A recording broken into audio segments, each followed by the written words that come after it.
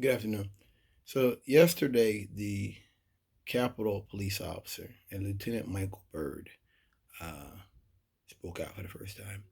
He shot Ashley Babbitt on January the 6th. If you guys don't remember, Ashley Babbitt was trying to climb up inside of the speaker's chamber or something, and Justice Department has deemed it his actions were lawful, that they're just necessary. um, he spoke out. Lieutenant Michael Byrd is a black man,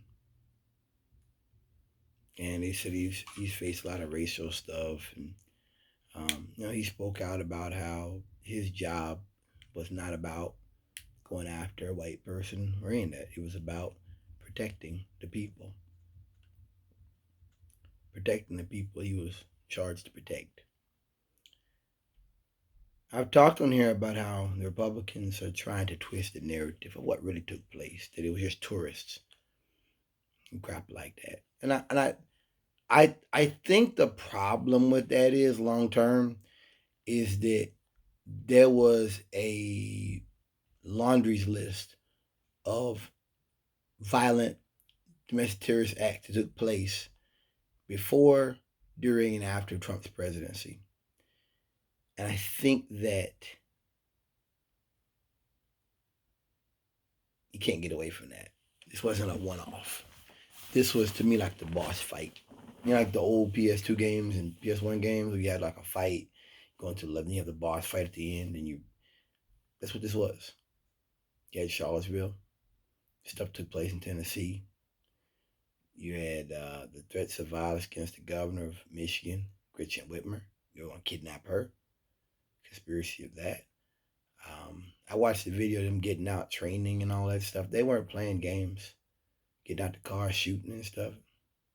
They were going to blow down a tree to obstruct law enforcement from getting to her. That's intelligence.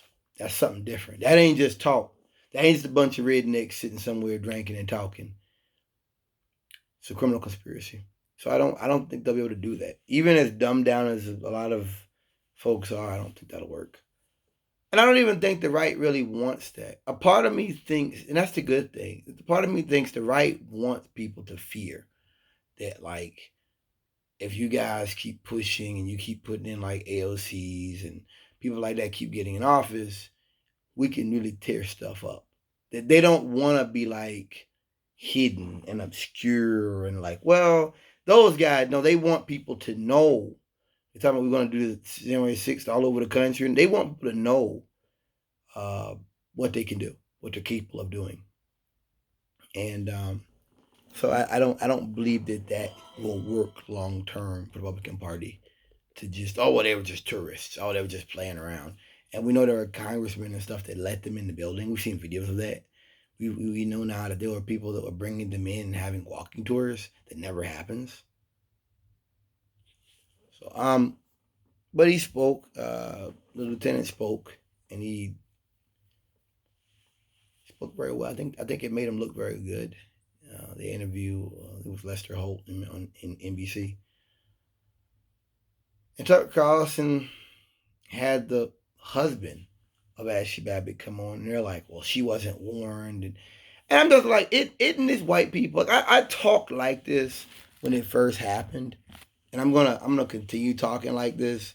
That like, I, living up here, I don't understand these people. I don't. The idea that a person thinks they can go to a government building and act a damn fool, and then bust in the building, and then at gunpoint, where the doors were barricaded and stuff, and some men ran up and bust the windows out, and you crawl in the windows, you don't think you could die? And she was military, she was Air Force. I saw that. She should have known better. I didn't look at it and say, well, she's a veteran. She should have known better.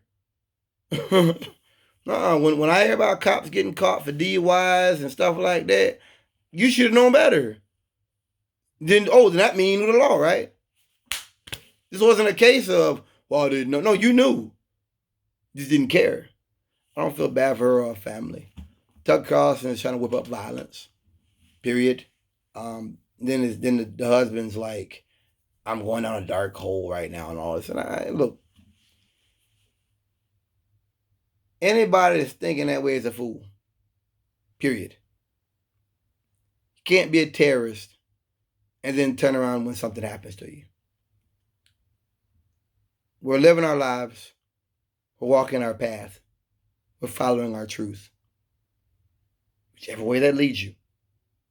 Whichever way that leads you. Ashley Babbitt's truth got her killed. And how you can bring her husband on and I think that's a lesson to police officers. The whole January the 6th fiasco is a lesson to police officers. The Back to Blue, it's nothing. It's nothing to that. There's no substance to that. Back to Blue is backing the blue when they're beating up on some Mexican or they're shooting some black guy. Police should know. If you go out in the street and there's some rednecks out there doing something and something happens, Republican leadership is not with you. They're not. And the idea that whether it be January 6th or I think a couple weeks ago, this most recent bomber, I don't know if he had bombs or not. I have not heard information yet, but he went to the Library of Congress near the Supreme Court and called out that he had a bomb threat. They had to evacuate the buildings and all that. And where's Back to Blue now? Where was Back to Blue then? What were they talking about with that? What would have happened if you know what I mean? It's I feel like for white supremacy, they've crossed a line. And that's what you're watching now, is you're watching the institution say, hey, we don't really want this. And you're watching the rest of the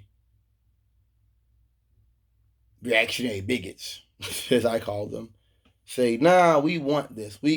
They got a taste of blood, like a dog getting a taste of blood, and they don't want no dog food. They don't want nothing else. They don't want to go back. They don't want it. They got a taste of something they liked.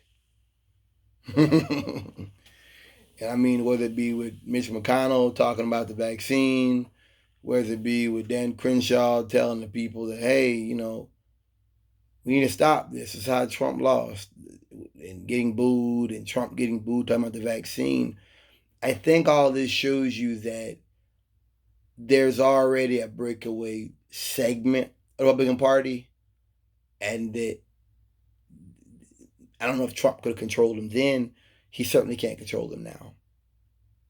This runaway train, it's truly a runaway train. And people like Tucker Carlson are still tending it. They're still tending the fire. Even after everybody else is saying, hey, maybe it's getting too, maybe the fire's getting, maybe you need to control this fire. Nah, he's still tending to it. Still tending to it. That's what you're watching. I don't care what Ashley Babbitt's husband thinks about that officer shooting her. I've talked on there before about how I know what continuity governance is. That's above the law. That when they activate that stuff, it isn't like dealing with one of these cowboy cops on the road somewhere. That ain't the same thing. You don't want to get in the way of that. When they start pulling them levers and they get Mount Weather opened up and all that, you don't want to get in the way of that. They're above the law. Look it up. Continuity of PDD 51. I've read this shit. I'm sure they've just only expanded upon it at this point now. And so what Tucker Carlson, in an interview I saw, like he's trying to do is, he's trying to do the white aggrievement stuff, which is what he does. That, oh, it's okay to shoot her without warning, but what about when these blacks are fighting with the police or running from the police? That's different. Because if I got some dope and I'm running from the police, the worst I'm going to do is get away.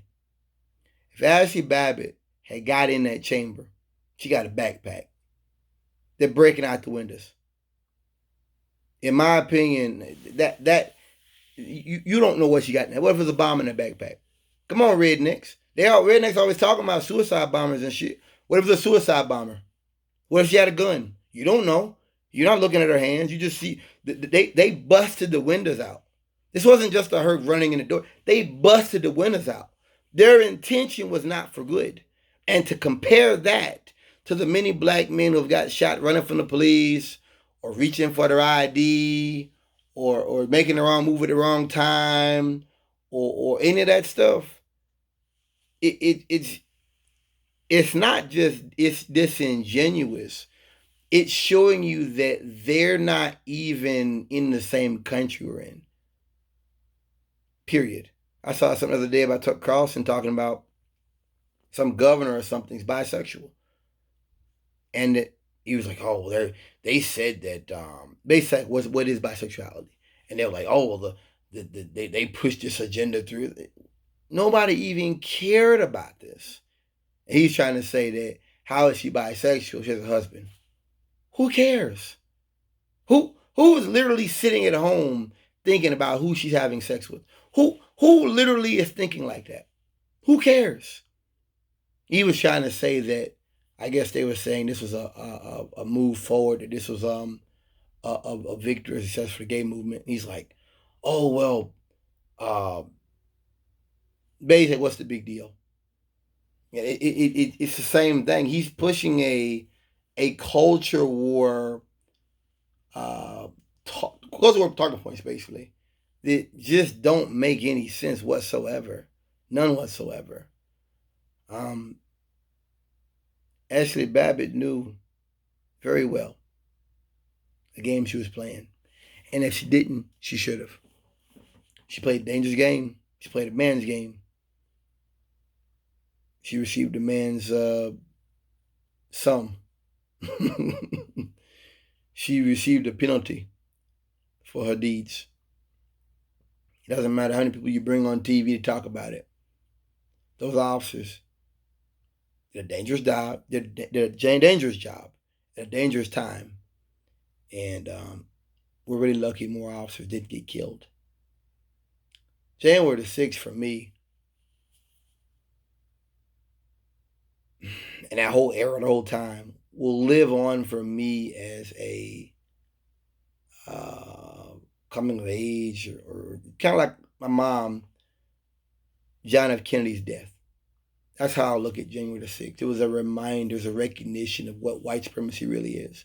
That we're not just talking, that these are dangerous times and dangerous people.